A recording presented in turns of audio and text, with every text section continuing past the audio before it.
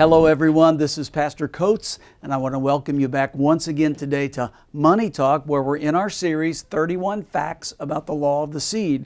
Now we've been doing this for a while, so we're up to number 25, so there's only going to be a few more lessons in this series before we enter into a new subject. But here's fact number 25. This one is really awesome. This is really going to get your attention. Fact number 25 is this: your seed is the only influence you have over your future.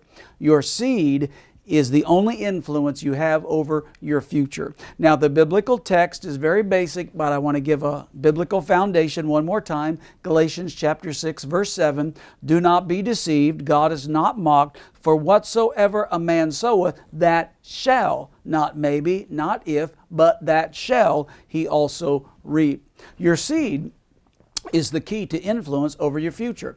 Now, a lot of people have different opinions about their future. There's three basic views that I'll remind you of. Number one, there's what I call fate. That is the idea that says what will be, will be. It makes no difference what I do, how I live. Whatever good I do isn't going to influence my future. Whatever's going to happen is just going to happen, whether it's good, whether it's bad, whether I sow good seed, bad seed. It's just fate. It's just not going to change. Well, that obviously is not a biblical picture of your future. Secondly, there is the viewpoint where I think a lot of people are, which is the foreordained concept. That says whatever God wills, whatever God wants, whatever God has already chosen is just going to happen. So again, if God wants me to increase, I'm going to increase. If God wants me to have a great future, I'm going to have a great future. It's not requiring for me to work with God. I don't have to partner with God. I don't have to sow good seed. I don't have to do anything. Just wait on God, because it's foreordained for me. Whatever God wants to happen is going to happen. Now, some might call that destiny. And I believe in destiny, but not that kind of destiny.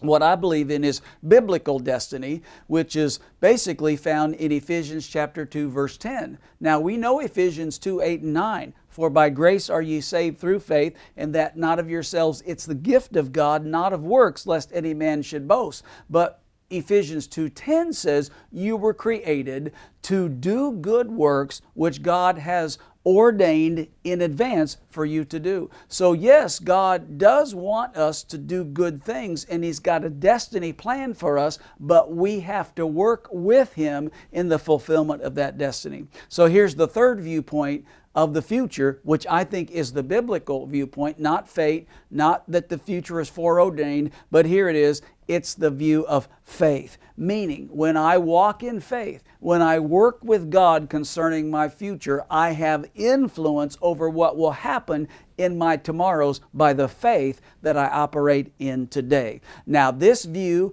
this faith view of the future, requires seed. There are things in my life now that I have to sow because they have the ability to influence my future. Whatever type of seed you want to talk about. It can be money, but not every seed is a money seed. It can be love, it can be forgiveness, it can be kindness, it can be attention. Whatever you are sowing in your present is influencing what's going to happen in your future. So here's the money talk truth. When they sow a seed in faith, you have reordered the events of your future.